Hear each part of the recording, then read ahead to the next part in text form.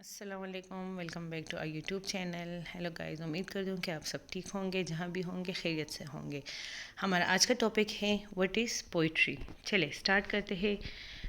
In today's lecture हम लोग पढ़ने जा रहे हैं what is poetry and what is different schools and movements in poetry. So start करते हैं what is poetry. So according to William Wordsworth, poetry is the spontaneous overflow of powerful feelings, passions or emotions. Means when we spontaneously deliver something और like अचानक से अगर हम लोग अपने inner feeling को जाहिर करें और उसको हम लोग in such a way like which makes sense, उसको हम लोग पोइट्री कहते हैं. Poetry is a type of literature typically written in verse that uses figurative language or language that can have different meaning from what is literally said. अच्छा, simple सी बात है. Literature की एक फॉर्म है, लिटरेचर ही है. Poetry is a type of literature typically written in words. अब words क्या है? रिदम, राइमिंग स्कीम जिसमें फॉलो होती है, एक स्पेसिफिक राइटिंग स्टाइल जो होता है. Words that uses figurative language. Figurative language हम अपने पहले लेक्चर में बहुत ही अच्छी तरीके से डिस्क्राइब कर चुके हैं. A language date can have different meanings from what is literally said. Like कि जो लिटरल मीनिंग है वो एग्जैक्टली हम लोग ने नहीं लेना, इसके बरअक्स जो डीप मीनिंग है हम लोगों ने वो लेना है. अच्छा ना, होप सो कि ये क्लियर हुआ होगा. Poetry means spontaneous overflow of powerful feelings, emotions, इसको हम लोग पोइट्री कहते हैं. अब चलते हैं, हमारे पास पोइट्री में स्कूल्स एंड मूवमेंट्स है. अब स्कूल्स एंड मूवमेंट्स का क्या कंसेप्ट है? Students, you may have heard कि क्लासिकल पोइट्री में ये चीज़ें हैं, या हम लोगों ने क्लासिकल पोइट्री पढ़ी है, या हम लोगों ने रोमांटिक पोइट्री पढ़ी है. So means that we have different movements, different like कि जैसे एक टाइम आता है, सो इस टाइम में ये चीज़ फेमस है, फिर रोमांटिक में नेचर फेमस हुआ, क्लासिकल में कुछ स्पेसिफिक रीज़न और जिसके बेस पे पोइट्री बेस थी वो चीज़ें डिस्कस हुई है. सो हम लोगों ने इसको डिफरेंट स्कूल्स और मोमेंट्स में डिवाइड किया हुआ है. तो first one is classical poetry. What is classical poetry? Classical poetry is also a form of poetry rooted in the works of ancient Greek and Roman poets. कहाँ से निकला गया है? Works of ancient Greek and Roman poets. जो हमारे पास Greek और Roman जो शायर हैं उसके जितने भी वर्क्स हैं उसको हम लोग क्लासिकल पोइट्री कहते हैं. क्यों? क्योंकि उन लोगों ने एक ख़ास स्ट्रक्चर, एक ख़ास किस्म का सब्जेक्ट मैटर उठाया हुआ है, वही चीज़ें उन लोगों ने डिस्कस की हुई हैं. Like Homer, Virgil and Ovid. Classical poetry is characterized by, अब इसकी ये करेक्टरिस्टिक बेस पे इसको क्लासिकल पोइट्री कहते हैं. अच्छा, फॉर्मल स्ट्रक्चर. एक जब भी आप क्लासिकल पोइट्री की तरफ देखें, जब भी आप ग्रीक, रोमन पोइट्स और जो हमारे सीनियर्स हैं, एंशियंट राइटर है, उसकी पोइट्री को देखो, so always they will follow formal structure. हमेशा ये लोग जो है तो एक फॉर्मल स्ट्रक्चर को फॉलो करते हैं. Strict devotion to poetic forms like epic, ode and elegy. Mostly ये लोग एपिक, ऑड एंड एलिजी को डिस्कस करते हैं. इनका सब्जेक्ट मैटर भी बहुत सीरियस होता है. Second one is idealise subjects, focus on gods, heroes and mythical figures.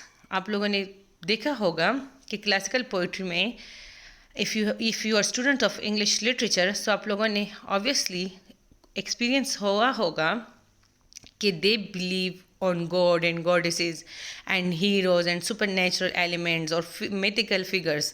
इनका मेन सब्जेक्ट मैटर ही वही होता है. Third one is rational and order world view, emphasizing reason, balance and harmony.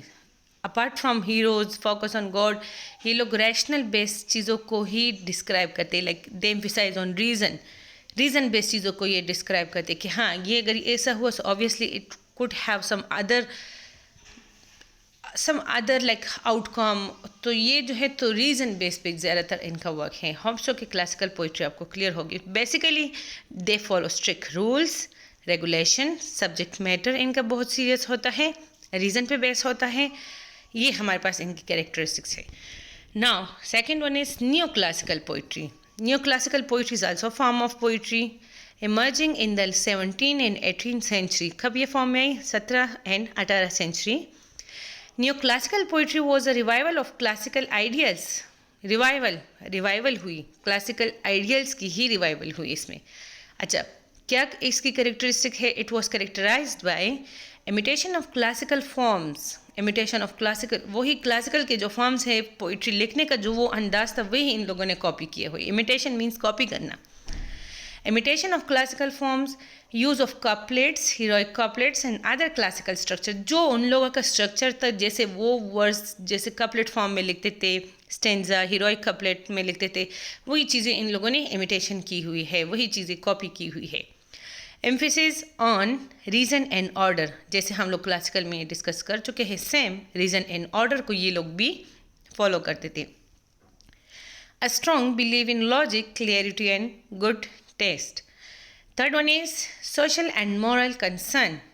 अब ये थोड़ा सा न्यू आया है इसमें, सोशल एंड मॉरल कंसर्न पे भी फोकस किया गया है. New classical which makes new classical different from classical this point, that is social and moral concerns, a focus on mocking social ills and promoting virtue.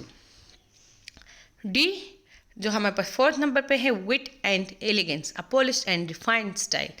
उसको वही style था, वही copy किया गया है, बट एक न्यू अंदाज को रिफाइन किया गया है, उस स्टाइल को पॉलिश किया गया है.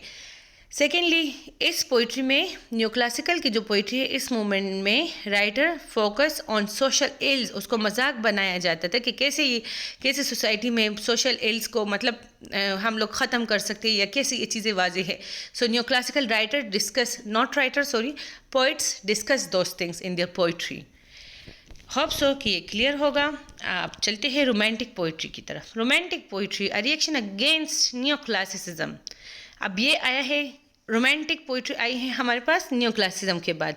सो ऑब्वियसली ये थोड़ी सी ही डिफरेंट होगी उससे, कि नहीं, जब भी एक नया मूवमेंट आता है सो ऑब्वियसली वो अपने पुराने वाले की रूल्स एंड रेगुलेशन मुकम्मल तो ब्रेक डाउन नहीं करता, but anyhow up to some extent break down करता है.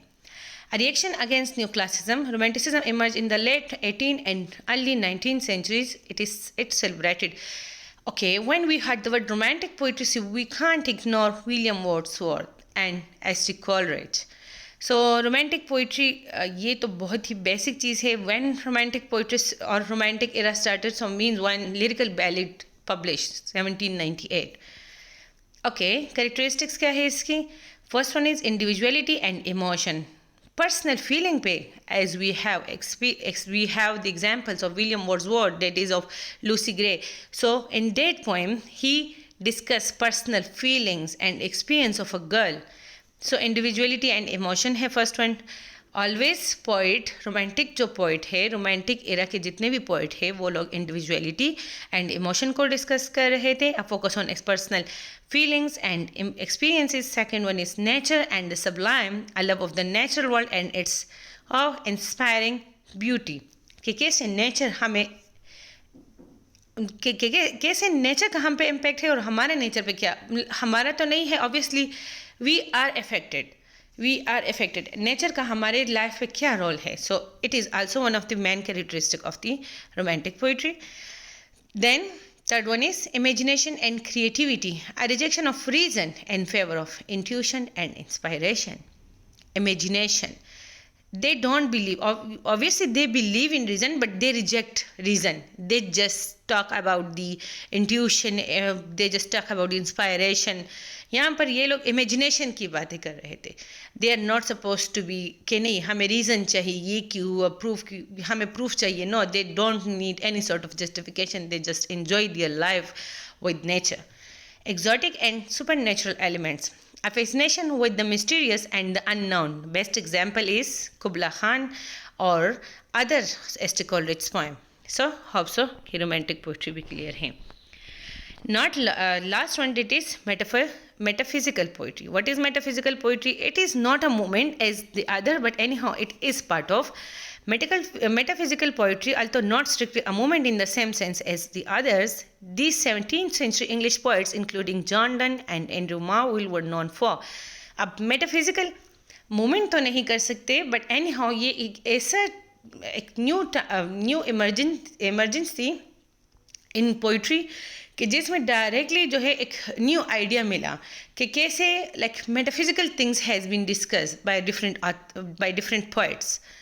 First one is intellectual complexity, exploring philosophical and theological themes. Philosophy and theology को डिस्कस किया गया है मेटाफिजिकल पोइट्री में. Unusual metaphors and prides, metaphors को बेहद मतलब हद से ज़्यादा मेटाफर्स और ये जितनी भी figure of speech figurative language है उसको यूज़ किया गया है मेटाफिजिकल पोइट्री में. Third one is dramatic and colloquial language, combining formal and informal styles. दोनों को मिला के इनने मेटाफिजिकल पोइट्स ने एक न्यू स्टाइल इन्वेंट किया जिसकी बेसिस पे हम कह सकते हैं कि yes it is the characteristic और this poetry is metaphysical poetry. Hope so कि आपको आज का लेक्चर क्लियर हुआ होगा. If you like the lecture, please subscribe my channel. Thank you very much.